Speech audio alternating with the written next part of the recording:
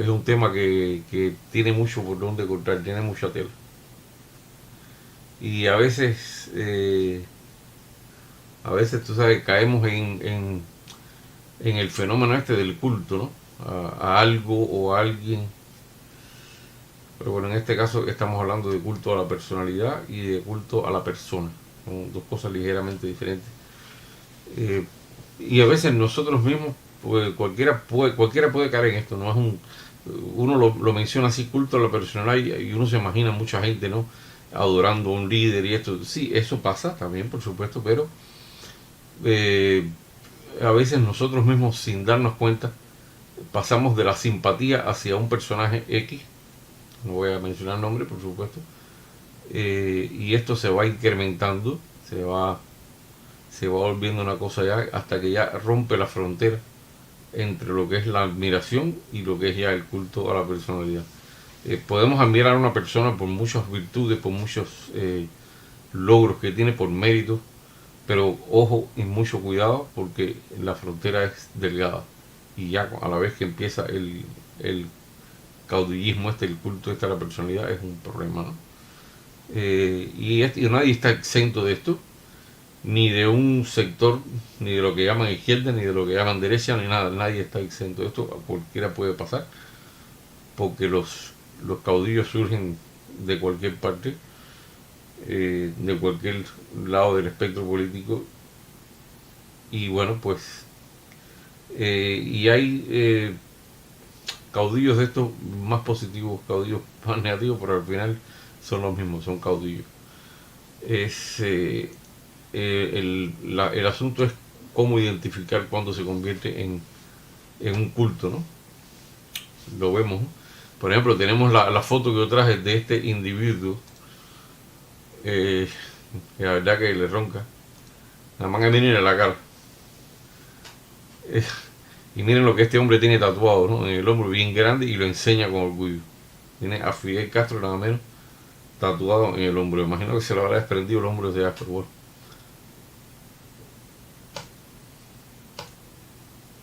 Así es. Y entonces la cuestión es que es difícil a veces para la gente, sobre todo en este mundo hispano, en el mundo latinoamericano, que somos sin lugar a dudas menos prácticos que los anglosajones, nos pasa mucho esto. Ustedes se pueden fijar, por ejemplo, cuando vamos a ver las diferencias, ¿no? Entre cómo se lleva este fenómeno de la democracia, del liderazgo, todo esto en el mundo anglosajón, en el mundo, por ejemplo, en los Estados Unidos, cómo se lleva esto y qué diferente es cómo se lleva en Latinoamérica. En Estados Unidos, por ejemplo, una persona no es lo más... o sea, por supuesto, todas las personas son importantes porque es la imagen y la imagen siempre es más poderosa. La- eh, y por supuesto siempre va a influir muchísimo, ¿no? Pero en el mundo anglosajón influye muchísimo menos la imagen que el mensaje que lleva la persona, el mensaje que está transmitiendo. Con excepciones, claro está, y vamos a verlo más adelante también. Eh, tenemos casos en el mundo latinoamericano, casos más que sobrados de caudillismo, de despotismo, de culto, de todo esto. Lo tuvimos también en el mundo totalitario, o sea, llamado comunista también, que ahí estaban como una plaga. Y en el mundo del comunismo asiático, en fin, todos los regímenes totalitarios, por lo general, eh, tienen este fenómeno del caudillo, del tipo. eh, no solamente los países comunistas, tuvimos también en España, por ejemplo, estuvo Franco, que lo llamaban el caudillo, ¿no? Así mismo lo llamaban el caudillo. Y así, y poco a poco lo vemos viendo en América Latina, en Cuba, en todas partes, que es el tipo ese que pasa por ser imprescindible. En, y no siempre es que hay una diferencia, hay veces que es una cosa hecha a propósito desde el principio, eh, y a veces la misma gente es la que se encarga de ensalzar a ese caudillo y convertirlo en ese caudillo. Es lo peligroso que tienen también. Eh, Vamos a ver, después tenemos muchísimos ejemplos de este culto a la personalidad. El término este de culto a la personalidad en realidad surge del 20 Congreso del Partido Comunista de la Unión Soviética, que es cuando Nikita Khrushchev hace la denuncia del culto a la personalidad a Stalin y menciona todos los crímenes de Stalin y empieza a mencionar todo lo que había y los errores que se habían cometido al caer en este culto a la personalidad. Bueno, pues en el mundo comunista son no se le llama tanto caudillo, no, ellos evitan llamársele caudillo, se le llama el máximo líder. No, el más cómico de todo es Corea del Norte, ¿no? Que tienen nombres eso, el comandante supremo, la estrella que guía, la luz del pueblo, el comandante brillante, cosas ridiculísimas, ¿no? Así como le dicen en Corea del Norte, ¿no? Generalmente. Aquí hay un español, por cierto, en Corea del Norte, un español que es aristócrata nada menos, un tipo que es de la nobleza, pero que es comunista. Fíjense ustedes qué cosas tan estrambóticas se ven en este mundo, ¿no? Este sujeto Alejandro Cao de Venós, un catalán que es de la nobleza, y entonces él, como es comunista, le encantó Corea del Norte, se fue para Corea del Norte, pero él no vive en Corea del Norte como un muerto de hambre, y ahí no, por supuesto, no. Él escaló la posición y es un propagandista del régimen, se viste con uniforme, tiene una condecoración, y él tiene un nombre en coreano, no recuerdo el nombre cómo se dice en coreano, pero significa Corea es una o Corea unida, una cosa de esa. Ese es el nombre del tipo en Corea. Y por supuesto él tiene intereses, empresas que él favorece que vayan allí, con toda la cosa turística. Esto no es tampoco, no es tan inocente, ¿no? Como parece. Y bueno, pues el invicto caudillo, oye, parece. Bueno, a Fidel le llamaron el invicto comandante. Yo recuerdo que en una concentración de esta que había, llamaron a una señora que estaba ahí, una de las viejas chivatas estas que van a todas las concentraciones y todo eso, y le preguntan, señora, ¿y usted qué cree de Fidel Castro? Y ella empieza a decir maravillas de Fidel Castro. Y bueno, ¿y eso por qué? Dice, no, porque él es invencible. O sea, y entonces esto es un fenómeno que si nos atenemos entonces a lo que es, ¿no? La definición, como se dice en filosofía y en psicología, el culto a la personalidad vendría a ser es un fenómeno masivo, porque ya cuando es culto ya es una cosa que se convierte en masiva, se caracteriza por el seguidismo, por seguir al líder constantemente, por adularlo, por obedecerlo, porque el tipo se ha elegido él o lo han elegido en el líder de un movimiento, de un partido, de un país, ¿no? Y entonces ya es un fenómeno que se llama culto a la personalidad. Y por otro lado, pues está el fenómeno que es parte de lo mismo, que es el fenómeno del culto a la persona. El culto a la persona ya es la principal característica que tiene, que es, hay una actitud acrítica, sin crítica ninguna, de las personas que siguen al líder hacia él. Esas personas no tienen ningún tipo de actitud ni de opinión crítica hacia ese líder. Y entonces lo siguen por a contra viento y marea. Y entonces, ¿qué ocurre? Todos estos seguidores de este líder empiezan a adoptar un sentimiento sectario, mantienen una actitud hostil hacia todo el que tenga una actitud crítica hacia este caudillo, este líder. Y bueno, es lo que se llama ya un fenómeno de masas. Es una cosa bastante... Pero, pero bueno, si nos vamos a ver al culto a la personalidad, nosotros ejemplos hay muchísimos. Tuvimos por empezar, por mencionar, tuvimos en la Unión Soviética, en la extinta Unión Soviética, tuvimos el culto a la personalidad, que por supuesto lo hubo con todos los líderes estos, con Lenin sobre todo. Eh, y cuando muere Lenin, pues el culto a la personalidad pasa a Stalin, pero en este caso Stalin sí lo fomentó muchísimo más. Fomentó muchísimo más el culto a la personalidad. Y entonces Stalin era el tipo que nunca se equivocaba, el tipo que tenía las mejores ideas, el tipo que mejor aconsejaba, el tipo más sabio, el más valiente, el más guapo, el más macho, todo. Todo eso era Stalin. Era un tipo, pero además Stalin se basaba en el terror también para acrecentar este fenómeno, ¿no? Eh, ¿qué es lo que pasa también con este fenómeno del culto a la personalidad? Que él genera una cosa que es un sentimiento falso de unidad entre la masa popular, ¿no? Eh, la mayoría de los movimientos colectivos necesitan de imágenes, se necesitan una imagen en la que basarse, se necesita un logo, un icono, eh, porque es la forma que tienen de representar su fe, su voluntad, su creencia. Y en este sentido, entonces, ellos tienen, el caudillo pasa a tener una función muy parecida a la de los reyes, ¿no? De toda esta gente que es esa majestuosidad, y hay muchos métodos para lograr esto y para que la gente lo siga creyendo, que les va a ser muy fácil hacerse con la mentalidad de la gente. En el caso de Cuba ya veremos ya cómo funciona también. En el caso de la Unión Soviética, pues tuvimos a Stalin muchísimo de tiempo, hasta que murió en el 53, era el caso más notable.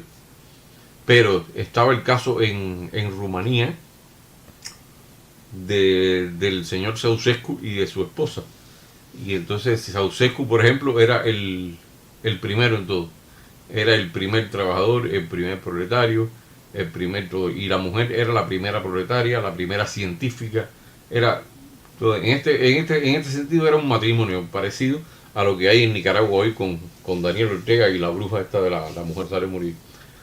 En Rumanía era una pareja, se dicen que ella era incluso peor que él. Otra cosa que tiene el líder el caudillo el que es objeto de la adoración, ¿no? Es que es un tipo que controla, porque es una cosa que tienen los regímenes totalitarios, por eso también, que controlan los medios de difusión masiva. La, o sea, la internet, la televisión, la radio, las imprentas, casi todo eso lo controla el líder mediante su régimen, ¿no? Ya cuando vemos una persona como que es insustituible, que es única, que es el más bárbaro, ya ahí es donde está el problema. Y cuando vemos una persona, no importa lo bueno que parezca, no no importa lo agradable, lo amable, cuando es una persona ya sabemos que empieza a querer tener más mediaticidad de la cuenta, cuando quiere tener más espacios, hablar más de la cuenta, eh, eso ya es un síntoma un poco. O sea que los presidentes, los dirigentes de un país no están para eso, no son showman, no son gente para entretenerte, ni para estar todo el día hablando contigo, son gente para que hagas su trabajo, y eso es lo que hay que entender. A mí me da mucha, yo diría, es que da indignación, ¿no? Cuando mucha de esta gente que hay, los partidarios del régimen y toda esta gente que defiende al régimen, te dice, no, es que los opositores en Cuba no tienen ningún apoyo de la población. Para tú tener apoyo de la población, tú necesitas tener acceso a la población.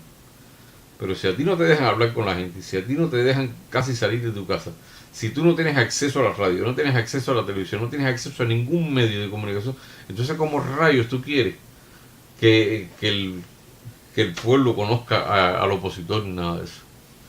El líder, el objeto de la adulación y de todo esto, él proyecta, lo que hace es proyectar una imagen idealizada, ¿no? De esta que a todo el mundo le gusta. Y entonces, ¿cómo logra esto? También gracias a que hay un cierto distanciamiento. Fíjense que no estamos hablando de un líder que va y está todo el tiempo junto al pueblo, porque él no va a vivir como el pueblo, por supuesto, ni va a tener esa... O sea, él necesita mantener una cierta distancia que se le vea también como una cosa semi inaccesible, que es una cosa que no está, que no está ni tiene por qué estar a tu alcance inmediato, que no existe ese tipo de contacto. Otra característica que tienen estos líderes caudillos, ¿no? Es que muchas veces se asocian a valores, ellos ven a qué valores se van a asociar, se asocian a los valores de la familia, a los valores de la religión, o sea, a cosas que están arraigadas culturalmente, ¿no? Y eso contribuye más todavía a verlo a él como un soporte, como un garante de esas mismas cosas que ellos quieren. Es una manera también de hacerte con la voluntad de los demás. Eh, una cosa que lo hacen y lo tenemos clarísimo con Fidel Castro, que todos estos caudillos saben de qué manera añadirle una carga emocional, un contenido emocional a sus medidas políticas, a todo lo que él decide acometer, a todos los proyectos que decide acometer, a todos los supuestos beneficios que haga por la población. Él le añade a todo eso una carga emocional también, que es para que la gente entonces lo asocie más todavía, todo lo que se pueda lograr, lo que sea, asociarlo más con ese líder. El líder de ese tipo, que Fidel Castro lo hacía, eh, es una persona que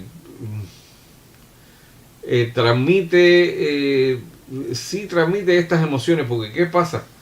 Que la emoción que él logra transmitir, no hay nada como la imagen, y la imagen necesita estar bien cuidada. Si una imagen descuidada no te inspira nada. Entonces, estos líderes cuidan muy bien su imagen. Ellos defienden un ideario político que le va a servir de base, como en este caso a Fidel Castro le sirvió después el marxismo-leninismo, al principio le sirvió otra cosa, un nacionalismo como el ortodoxo, y después se valió del marxismo-leninismo para entonces tener esa base, porque además el sistema marxista-leninista a él le servía mucho más para crear su modelo totalitario que no un modelo nacionalista tirando más a socialdemócrata como el de los ortodoxos, ¿no? Ese no le servía, por supuesto. Eh,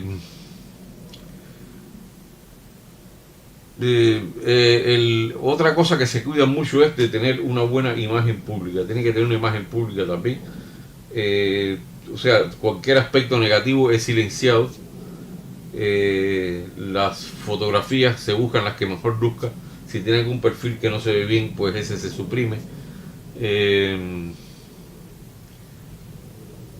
eh, Todo ese tipo de propagandas y de cuidado de la imagen. Yo recuerdo que en Cuba, por ejemplo, estaba prohibido. Yo una vez me mandaron al ejército a pintar la gente del comité central, que había que pintarlo en un de esos, y había que pedir un permiso especial, porque no se podía pintar a ningún miembro del comité central, ni a Fidel Castro, ni a ningún miembro del comité central, no se lo podía pintar sin un permiso. Oigan, para eso. Y así fue que yo me enteré. Yo no sabía que existía esa disposición. Me enteré en ese momento. Eh, y bueno, pues tonterías esas que uno que uno se entera y bueno, te dejan cada día más. Todo era un show, todo era un show, todo eso es un show. Esta gente son un show, necesitan proyectarse así, como una persona infalible, como una persona que no se equivoca, como una persona que es un semidios. Eso ya lo vimos en el mismo Japón. Lo que mantuvo mucho tiempo con ese nivel de seguimiento al emperador y todo eso, lo que ha sido el convencimiento de la gente de que es descendiente de los dioses, de un dios, que es un dios bajado a la tierra, un dios humano. Esa es una de las cosas que tenía. Y cada cual tenía su culto a la personalidad a su manera, porque el mismo Tito, que el mariscal Tito era un hombre que gobernó Yugoslavia, y él tenía su separación con la Unión Soviética. Él se negaba a seguir los dictados de Moscú, no le daba la gana, tenía un socialismo muy sui generis, tenía relaciones con los Estados Unidos, O sea, no era el mismo socialismo este. Después Ceausescu adoptó un tiempo ese tipo de socialismo también, de tener relaciones con Estados Unidos, con los ingleses, etcétera. Eh, sí, pero el comandante fue implacable, ¿no? Ese sí fulminaba a todo el que le hiciera sombra o que se empezara a creer cosas, él inmediatamente lo fulminaba. Eso claro. Eh, el líder, como decimos, necesita hacer conectar a la gente con su proyecto, hacerlo conectar con este mensaje de persona infalible, con todo esto, y la gente ahí va atrás de él, ahí va atrás de él. Eso lo tenemos constantemente entre nosotros, nos pasa constantemente, constantemente. Eso, nos ponemos a seguir a cualquier líder de cualquier cosa, nos ponemos a seguir a un youtuber y ya luego vemos a ese youtuber como un personaje ya que tiene razón en todo lo que dice, y no, y todas las personas nos equivocamos, cometemos algún disparate alguna vez, un error, es lo normal. Pero cuando ya tú tienes ya el preferido y esto, y ya tú te gusta cómo habla, te gusta todo lo que dice, ya eso ya empieza a entrar en la melcocha esta del, del culto. Y hay personas que son muy magnéticas, personas muy magnéticas que no siempre se valen de la represión. Tenemos los casos de la secta religiosa, tenemos el caso de David Koresh, tenemos el que logró que la gente se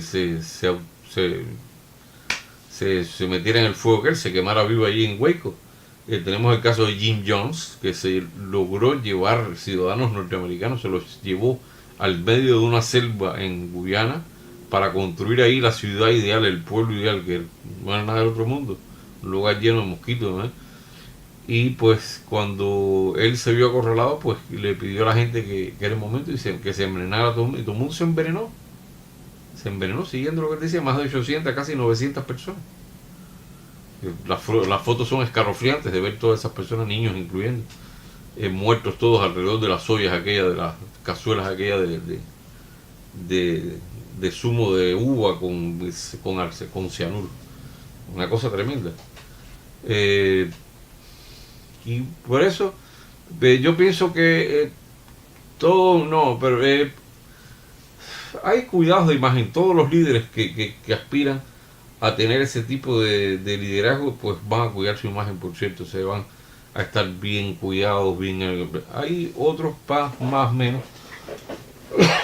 Fidel Castro no era un tipo de tanto, pero bueno, Fidel Castro tenía siempre su barba que era como un símbolo, sus ademanes, su manera de caminar, el más macho que todo el mundo. Tenía una manicura que le tenía que tener las uñas aquellas que él tenía largas, muy bien arregladas. Tenía todo. Entonces, él no tenía ningún problema, ¿no? Tenía su uniforme listo todos los días, sin ningún.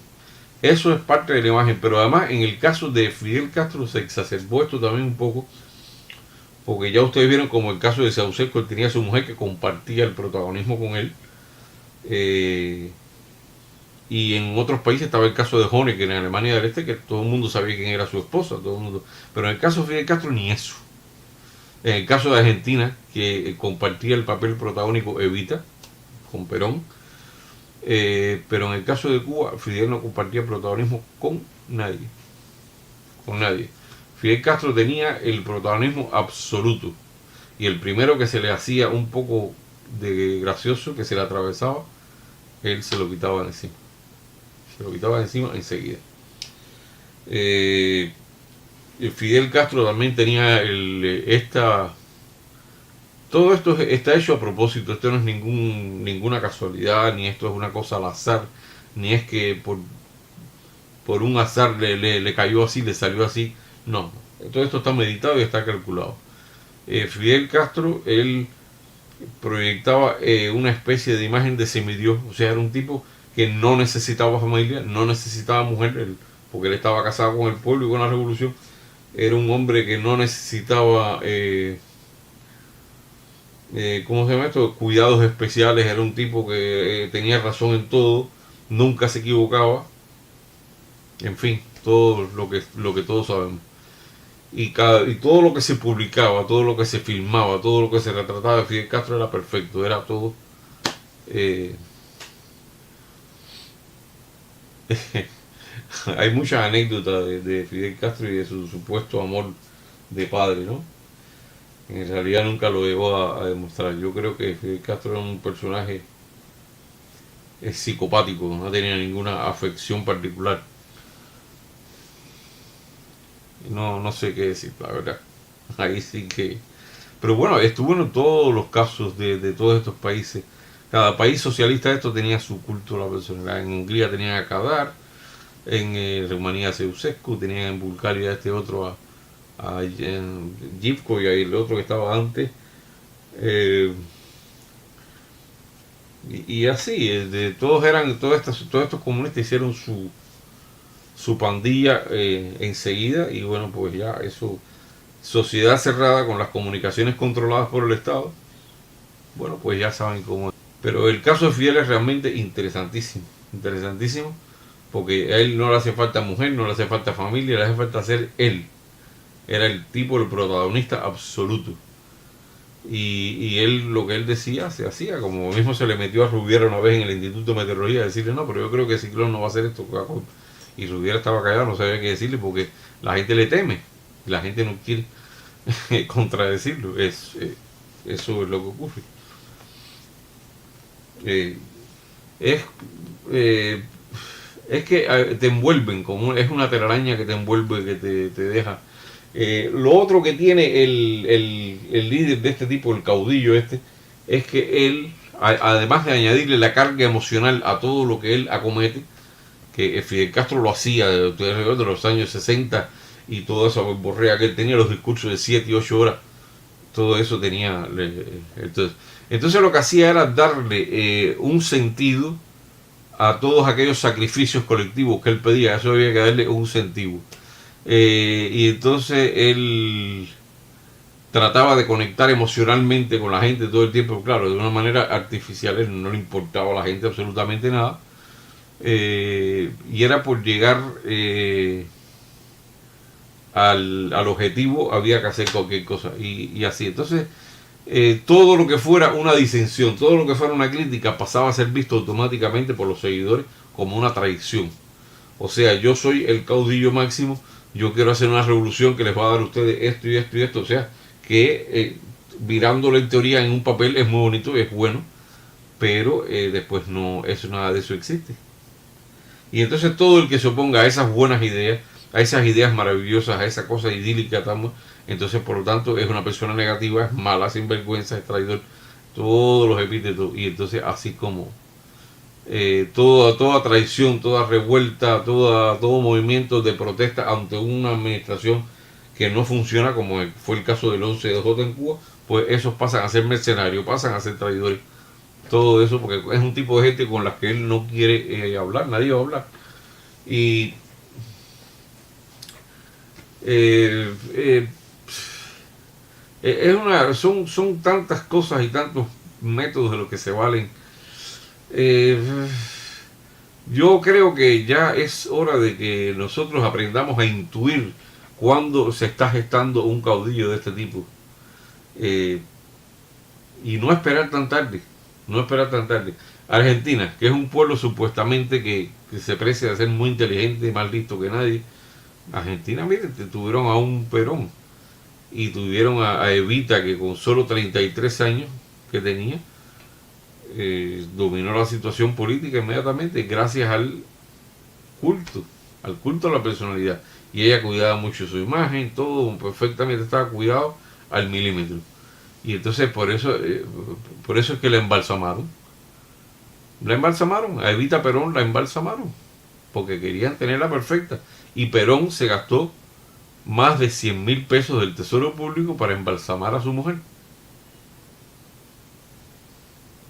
Más de 100.000 pesos en embalsamar a la mujer del erario público.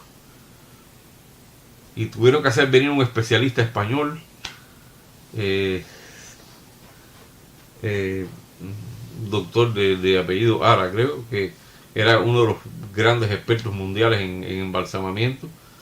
Pero imagínense, en un cadáver que llevaba insepulto ya un tiempo y él quería.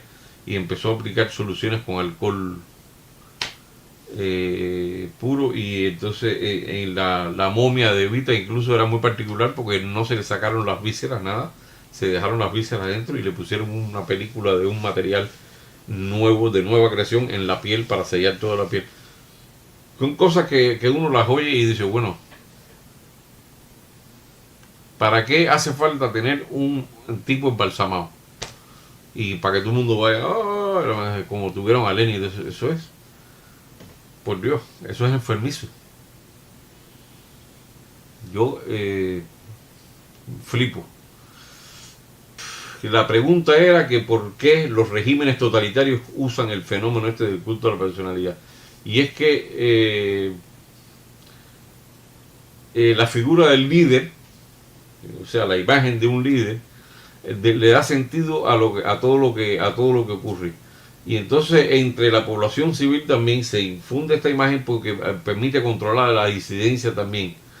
Y el caudillo tiene otra ventaja también, que no, al no tener que rendirle cuentas a nadie, porque para eso es un caudillo, para eso es un líder, pues entonces crece el desconocimiento de la población respecto a qué se está haciendo con su dinero y cómo se está cumpliendo las promesas electorales, en este caso, lo que sea.